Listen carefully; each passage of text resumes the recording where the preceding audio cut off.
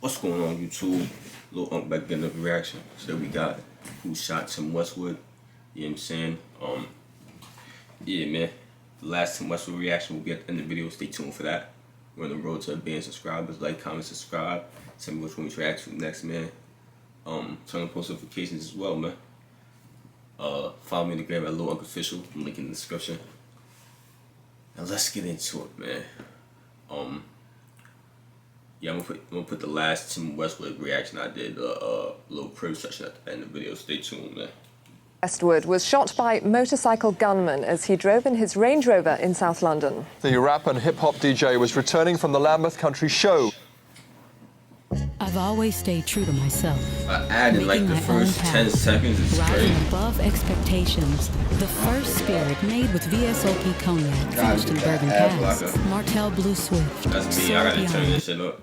You know what I'm saying? I'm bugging. I gotta start doing that. With his four-man crew, when the drive-by hitmen struck at traffic lights on the busy Kennington Park Road. The DJ's Jeep was targeted by two men on a motorbike in Kennington, while he and 5 colleagues were returning from playing a gig in Brixton. Born the son of a bishop in East Anglia, I know that Tim Westwood sounds a lot more Alan Partridge than gangland drive-by shootings.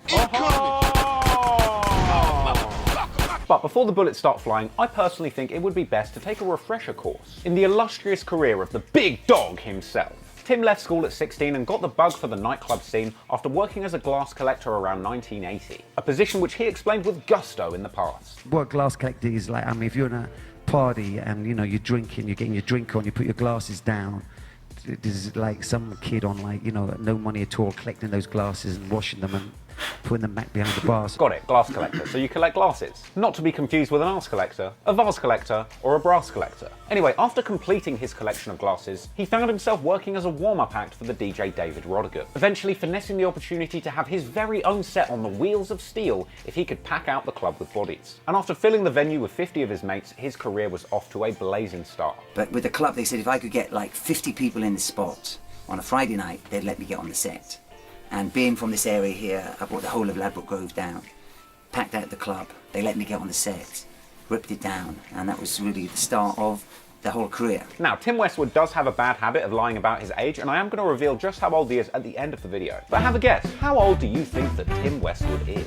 I'll give you a clue. Apparently the first record he played was the song Rapper's Delight, a track that was released in 1979. I said a hip, hop, the hibbit, that one. But it's important to remember that after getting his first DJ slot and spinning Rapper's Delight to his own delight, his career wasn't immediately the glitz and glamour that the big dog has come to expect today. No, for years, Tim Westwood was truly on the grind, earning a humble £15 a night. And that started me as DJ. I used to earn £15 a night. I used to have my records in cardboard boxes. I used to be on the night bus. And to be fair, it sounded like he spent all of that money on hookers anyway. You know, a lot of like prostitutes, hoes and that, so all the pimps were down there. And just growing up in that environment, it was like, yo, this is just this whole different world. It was just like the most fun I've ever had in my life. Guess he was a brass collector after all. But once he was on the decks, Tim Westwood got several opportunities to get on the radio, specifically several newly founded London-based pirate radio stations such as LWR around 1983. And LWR managed to get the technology on how to build a transmitter, and that was the first like street-owned, street-run station. And it was at LWR that Tim Westwood truly begun to find his voice, by which I mean he literally had yet to find that annoying voice of his. LWR 92.5 FM, it's 11 minutes past 10 on a Wednesday night. This is the Hip Hop Show. That nigga's like 50 or 60. I mean, it's incredibly hard to imagine that that straight-speaking, radio-friendly voice would eventually evolve into the big dog pitbull that we know Westwood as today. Following his time at LWR, Tim Westwood famously had a slot on Kiss FM, back in its early days where he was actually a co-founder at a time when it was still just a humble pirate operation. Kiss FM with me, Tim Westwood, rock shocking that goddamn funky beats. Eventually, Westwood graduated to London's Capital Radio, spinning slots on Friday and Saturday evenings, where he'd play hip-hop bangers and drop bombs for 7 years straight. But the big break for the big dog pitbull truly came when he landed his slot running the new national BBC Radio 1 rap show around 94 and 95. This was a role that was granted by the newly implemented chief executive of Radio 1, Matthew Bannister and Andy Parfit. These two gave him that position that gave his career the true launchpad that it needed. And it seems like he's been eternally grateful for that opportunity to this day. Really want to thank Matthew Bannister, Andy Parfit. Shout out to Radio 1, Andy Parfit. and Tim launched the Radio 1 rap show with a humongous bang. This came in the form of an inaugural concert where he brought Puffy and the notorious B.I.G. over to the UK for a legendary London show. It's Lavin Grove in the house tonight. It's North London in the house tonight. South London in the house tonight. Keep it real. South London in the house tonight. Keep it real. South London in the house tonight. It's funny because Tim Westwood actually says that in his early days of bringing people like Puffy and Biggie to the BBC, apparently the vibes of his BBC studio being filled with bottles of Cristal and blunt smoke didn't sit well with the corporate higher-ups. Oh, hi Tim. What's all the brown stuff on the table? Those are blunt guts, baby. Right. Some people in the BBC said that they weren't quite comfortable with what they thought were thugs being in the building. Oh, come on, what proof do you have that Biggie's crew are a bunch of thugs? Yeah, sure, I mean, they call themselves the Notorious Thugs, but come on. But to his credit, Matthew Bannister always stuck up for Tim Westwood. And apparently from his very first meeting with Matthew Bannister, Tim Westwood had made it very clear that he wasn't interested in taking the slot if they didn't have respect for the culture and for the genre of music that he was trying to bring to the forefront of England. Well, the BBC exec showed him that respect and he showed it back by dominating the Radio 1 rap slots for around 20 years until he left and went back to Capitol. But don't get it twisted. You might hear the funny voice and the catchphrases and be tempted to think that Tim Westwood is nothing more than a white British culture vulture a la Trap Lord Boss. But mark my words, Tim Westwood is certified in the culture. He's been embedded in the rap game longer than most people think. He was popping before Apple Music. He was popping before YouTube. Shit, Tim Westwood was shelling it down with your favourite rapper before LimeWire was even invented. Oh, back in the days when you'd hit play on what you thought was 50 Cent in the club and then hear you.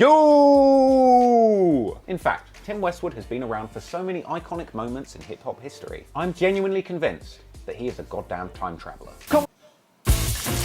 Made with Mexican spices, made for nacho cheese sauce, only at Taco Bell.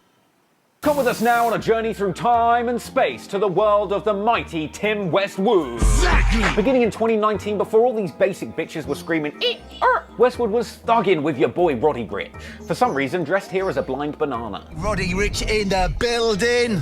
Fam, I appreciate it. What a time to be alive, man, in the UK. No, facts. I like it out here. It's cool. Oh, man. We've been thugging out here. Thugging? Yeah. And I know after he died, all of you wanted to pretend like you were fucking with Juice WRLD back in 2018. But the big dog, Tim Westwood, actually was. Showing off his incredible patience sitting through a goddamn hour-long freestyle by Juice WRLD. Juice WRLD, more like Dry Throat World. Damn! Now we're going all the way back to 2017. Question: if Tim Westwood invites you to his basement, are you gonna back your session? Well, long before Drake was riding the Lowski hype train, and everyone except for him was saying free the Spartans, the Harlem Spartans from Kennington were shelling it down in Tim Westwood's lower floor, in a scene that looks like the most intimidating youth club on the planet. In 2015, the big dog was not only hanging out with Young Thug, but also offering some unsolicited but handy human resources advice for his label 300 Entertainment. Tim Westwood TV, Young Thug, baby, in the UK. Motherfucking what? Motherfucking what in the UK? Did you ever think that? We are getting turned. Where's your man from the record label whose sole job is to bill spliff? In fact, I hear that with Tim Westwood's help, that blunt roller was able to secure a banging pension. That's some responsible workplace ethics right there. We're going all the way back to 2010, and here's a young tiger all up on Tim's show for a freestyle. Don't get it twisted, this was before Taste, can I get a taste?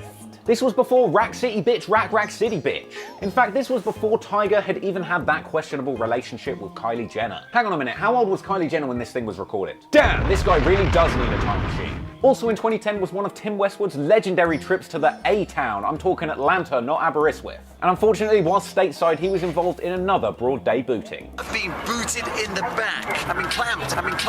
Booted in the back, in the A. Pause. And this is only one of Tim Westwood's many time-travelling escapades in the A, where he's known to frequent the local strip clubs and waffle houses.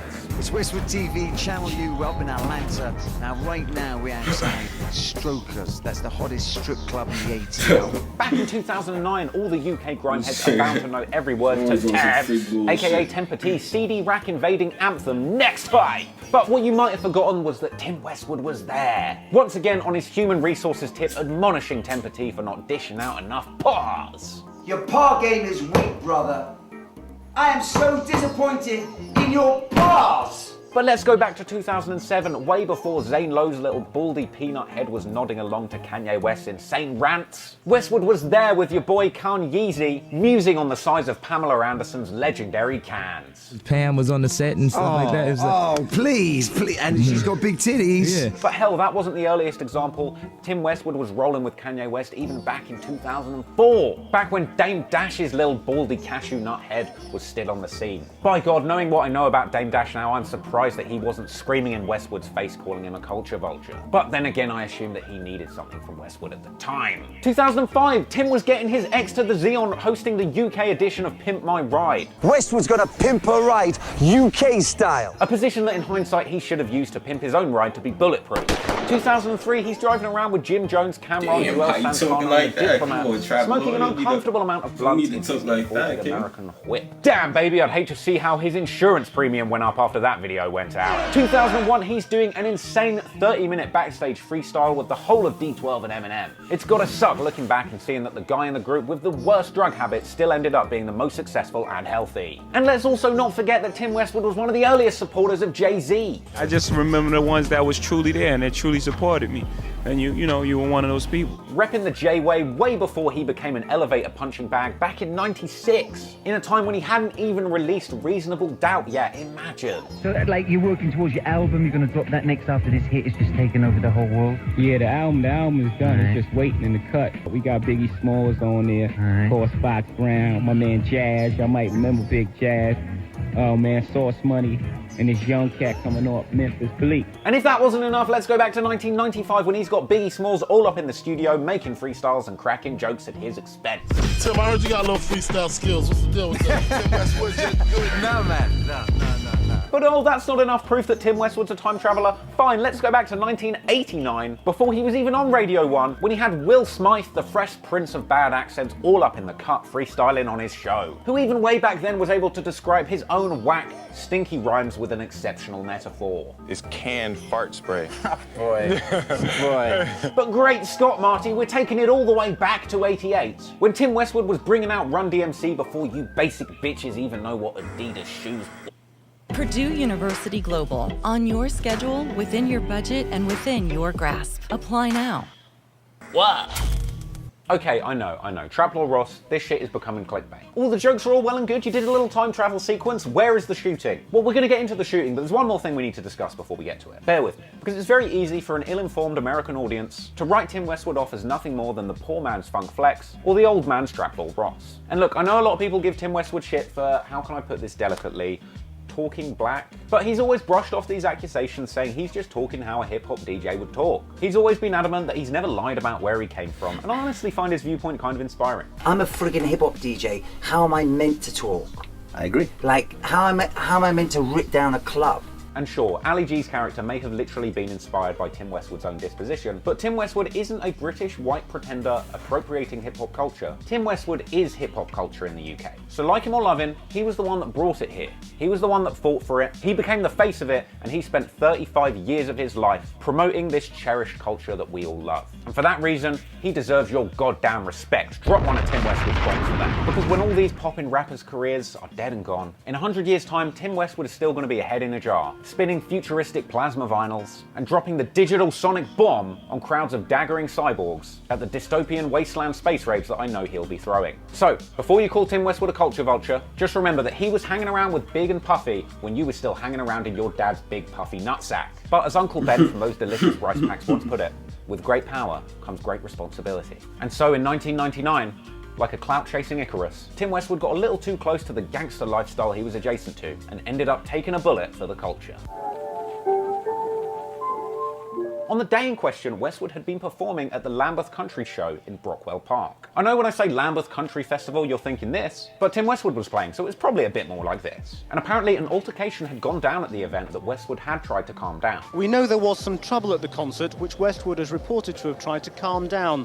Police are not saying whether they believe it was related. Some had speculated that he'd actually been followed from the venue after this altercation. Police believe he may have been followed here, because not long before he'd been performing to a large large audience in nearby Brockwell Park. And apparently Kennington, where it started, specifically Kennington Park Road, as two men in multicoloured crash helmets pulled up alongside Tim Westwood's Range Rover on a motorbike and pinged it with vision. They fired what was thought to be a 9mm semi-automatic pistol and slapping that corner at the car, hitting Tim Westwood in his right arm, the bullet passing straight through him. And another bullet went through his seat only inches from his spine, which would have surely left him paralysed. Which is very lucky, otherwise the only day parties he'd be shelling down are ones with wheelchair access. But less lucky was Tim's assistant, who caught a leg shot in what Tim described himself as having his kneecap blown off. Because it took me a year to learn how to walk again, bro. I was just at home, just crazy. At home, just could not walk. When we was in the hospital together, I was literally lying. Like, I'm not ashamed to say, like, there's times where I woke up having nightmares, and Westwood would like say, "It's all right." Yeah, literally, I'm not ashamed to say it because it happened. Hey, sometimes you lose a kneecap, but you gain a supportive friend. 4 other passengers in the car were members of Tim's Justice production company, and they sustained minor injuries by flying glass. But then again, when you work for a production company whose logo is an Uzi, what are you expecting to get injured by? Flying crumpets? After the shooting, Tim Westwood was held under strict police guard in hospital. But then again, what do you expect? I mean, he did arrive with a crate full of bombs and bangers.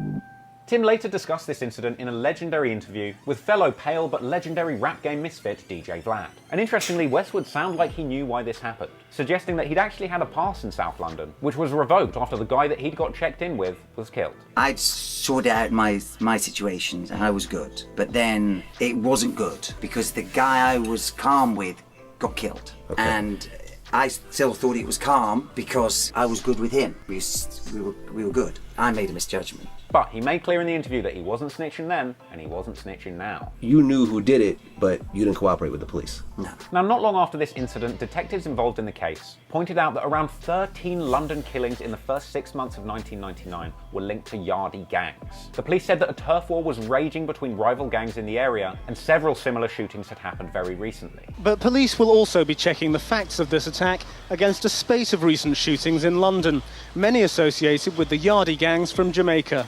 A host of motives are involved in more than 30 shootings this year, from drugs-related violence to minor arguments settled with guns. Apparently at the time, the South London Yardies were warring over London's lucrative drug markets. You know, back in a time when you could make an honest, good living selling drugs in this city. Not like now, where the market's so goddamn saturated that you have to run about 5 county lines to even make minimum wage.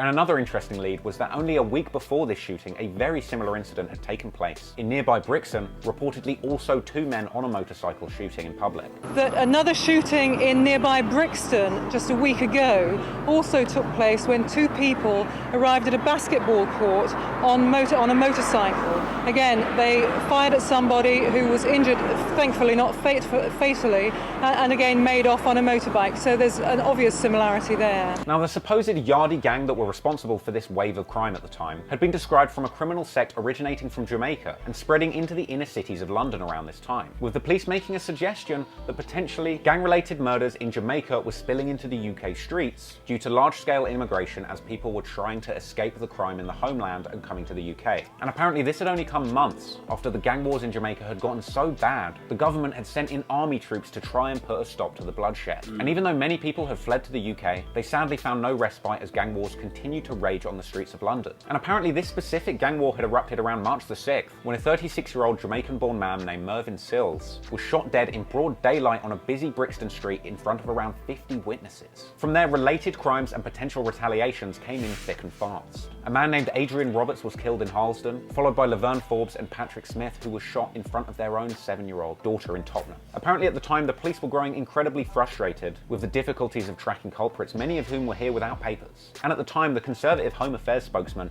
even suggested Trumpian travel bans on Jamaican immigrants at the time. But then again, if you watch the last season of Top Boy, it seems like there's plenty of British lads running over to Jamaica causing problems, so we can talk. But anyway, back to Westwood. A few weeks later, 2 men are arrested for this shooting. Now apparently 2 unnamed South London men were reportedly half-brothers with a recently murdered gangster. And it's highly possible that this man was who Westwood was checked in with originally. Westwood even said on his Vlad TV interview that 2 guys were arrested, but because he didn't snitch, they ultimately were let go. Everyone on the street knew what was up, but they did get arrested. Oh, they did? But then got released. They got released. Well, nobody was testifying. You didn't testify, and none of the other guys in the car. However, he didn't let all this drama slow him down. Westwood recovered from the shooting and cracked on, continuing to throw bombs and bangers at parties all over the city. But this wasn't necessarily the end of the yardie trouble for UK radio DJs in London. Within 2 years of this incident, another Radio 1 DJ was actually shot and killed, following a robbery and altercation which seemed to have further links to the yardie criminal underworld. And to keep it all the way 100, there's really nothing funny about that.